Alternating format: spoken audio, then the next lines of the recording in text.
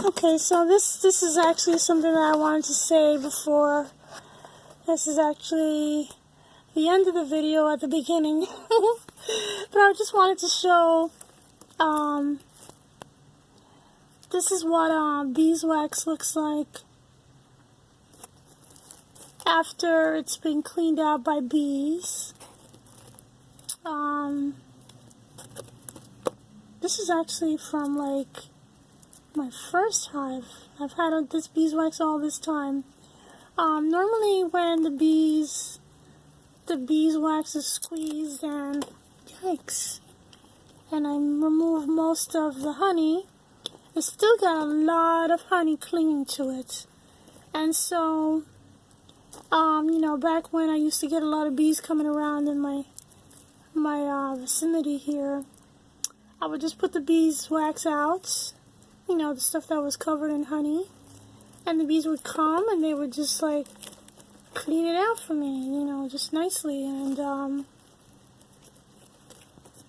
this is actually not as nicely done as I would like, so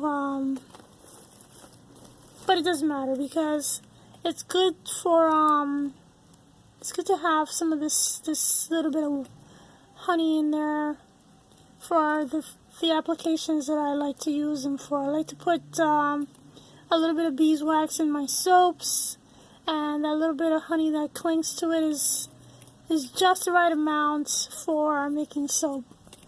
So, on to the next part. Hello. So I was looking at my comments from some of my latest videos, primarily the ones on the beehive and stuff, and I was particularly looking at a comment by Marie Curie, and she's asking about, well, she's mostly curious about how the whole thing works. She wants to know if I'm going to be restoring my hive, getting another hive, whatever. Well, honestly, I don't have anywhere else to put the beehive. So I'm just going to fix it up. I'm going to clean it up, and put it back where it belongs. And if bees move in, they move in. If they don't, they don't. I'm not going to spend any more money on buying a package of bees or a nuke of bees or whatever. It's just so expensive. It was $150 3 years ago when I bought my last hive, my last package of bees, I should say. No, actually, that was a nuke. The first time I bought bees, I bought everything. I bought the hive, I bought the jacket, I bought all the little tools that go with it, and that was, I spent more than $300. It's probably almost $400. It was like more than $300. Very close to $400. It might actually have exceeded $400. In any case, yeah, beekeeping is actually pretty expensive if you can't, you know, maintain your bees and whatnot. So, like I said, if bees move in this year or next year or whatever, however long I stay at this place, then that's great, you know. In any case, and then the other question she was asking is, I guess she wants to know about the wax. Now, by now you will have probably watched, I should say, I probably should have put out the video that I just made about melting the wax, melting the comb and making the wax, the beeswax. So anyway, so if you watch that video, then you'll get some information about that. In the meantime, I wanted to show, you know, the stuff that I do have. So this is the wax that I melted this morning. It's actually this.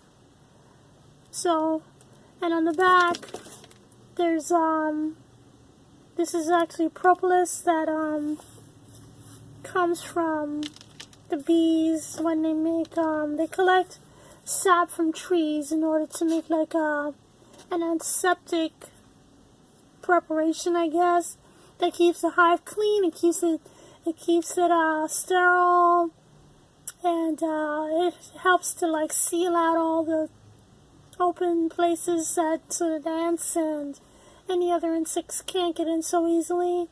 Unfortunately, last year there was an infestation of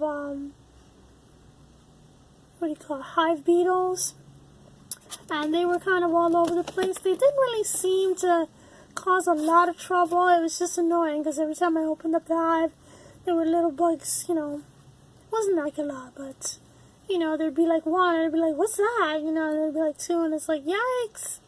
But it wasn't even that bad. It wasn't that bad. However, when I collected all of the comb with the honey in it, I did find, it wasn't that many, maybe 25 to fix 50, let's say. I'm going to just use this very large, parameter. My son kept freaking out, and he kept pulling them out, and it wasn't that bad. They were like clustering themselves in the little empty cells where the bees had already been. But anyway, they died along with the bees, so that's a good thing. And then this here is honey.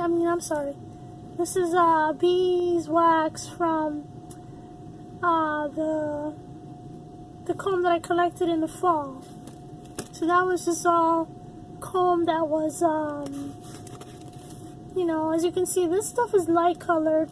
This only held honey for one season. This stuff here that's so much more yellow, this is old comb. So this comb is probably from, I think this came from actually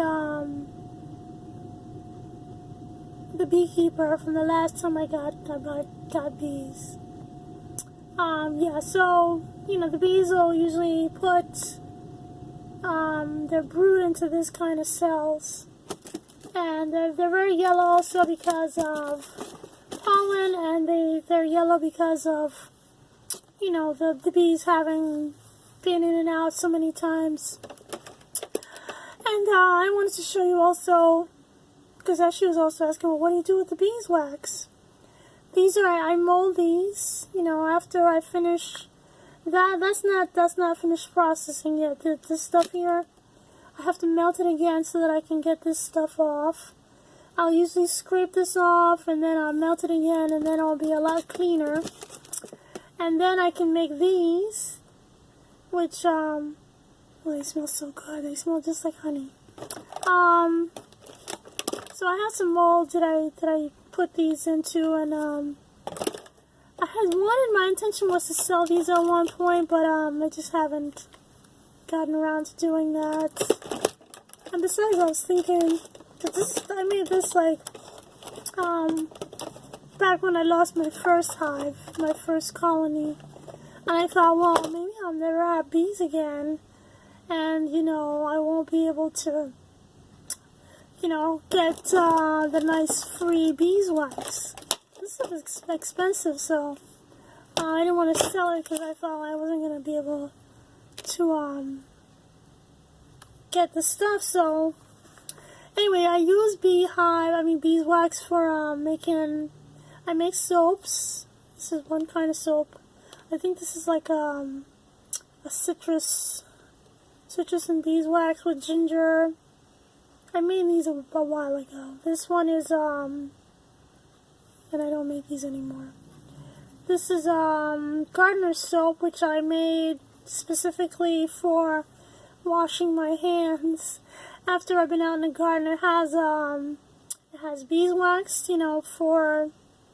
because, and along with the stuff that's in there that helps strip the junk off your hands, you obviously need something that's gonna stay behind, like the beeswax. So residually, the beeswax stays and it moisturizes your hands. So, but this has borax in it, which is very good for cleaning out those dirty fingernails. Usually can't with regular soap. You can't get all that dirt out of your fingernails, but if you use this, yes, you can. And it's also got some poppy seeds in it, which is good for the scrubbing. And I made this with leftover bacon, so I was totally being innovative at the time. It's like one of the first soaps that I made, and I was more interested in using the beeswax, but also in using up all this bacon fat that had accumulated. You know, I just was getting crazy saving all the bacon fat, and then I said, you know what, this is ridiculous. But I still do, you know, whenever I want to make soap, I try and save it, and then I make some batches or whatever. And this here is a calendula and honey soap, which I also put some beeswax in. So, you know, not all my soaps do I put beeswax in, but some of them it's a good ingredient. And this is a mango soap, which, yeah, these two I had, Diva Jones had purchased some soap from me. So, so she knows. You can ask her. She actually made what is it, a review, I guess, of my soap. So it was very nice, very kind.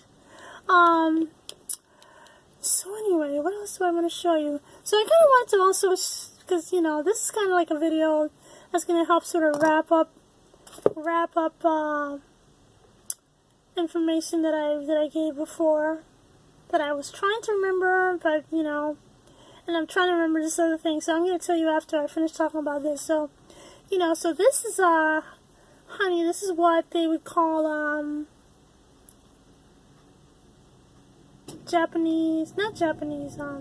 it's Japanese knotweed, honey, but they call it bamboo honey, and this, you can see there, it's got a little bit of that, crystallization, so it's crystallizing a little bit. This is from the fall, that I collected in the fall, and this is before the bees were dead.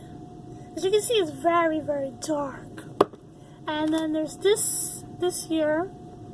I was just also noting Diva Jones commented about the Martinelli bottles. I didn't realize that this was you know, apple juice that they sell all over the country. I thought it was only like in the New York tri-state area, so fancy that. So anyway, this is another, this is actually, these next three are from the same collection I made this spring.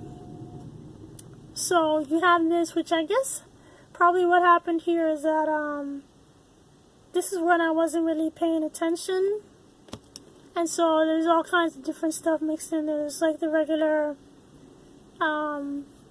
bamboo honey that I was showing you before, mixed with probably like black locust and honey locust and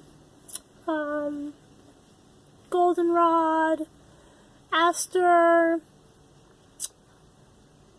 probably buckwheat. There's all kinds of different wildflowers that grow around here. So, you know, like I said, that's a better mix of everything. This is, you know, when I was kind of looking and paying attention, but still not really, you know, still not really, you know, I guess I was just like, oh, it's too late now. But this year I did this when I was actually saying, oh, I should separate the different colors, because in each, what do you call it? Yeah, each cell, you know, with the beeswax. Now I don't have any left. I think there's still some outside. But anyway, in the beeswax cells, you know, the bees put in, you know, the nectar of whatever is in season, you know. So you'll have like little regions within each frame, you know, and you'll have like a little dark spot there with maybe like, you know, buckwheat nectar, and then there's another little spot on this side that was from earlier in the spring, and that was maybe like dandelion or something like that. So you'll see different colors within the frame, which is really cool, and I really should have thought to take a picture or a video of that, but I'm sorry, I didn't. Next time, you know, if I think of it, I'll try to remember to do that. But anyway, oh yeah, so I wanted to now talk about beeswax beeswax, you know, the benefits of beeswax. It's emollient to the skin. It's protective, skin protective.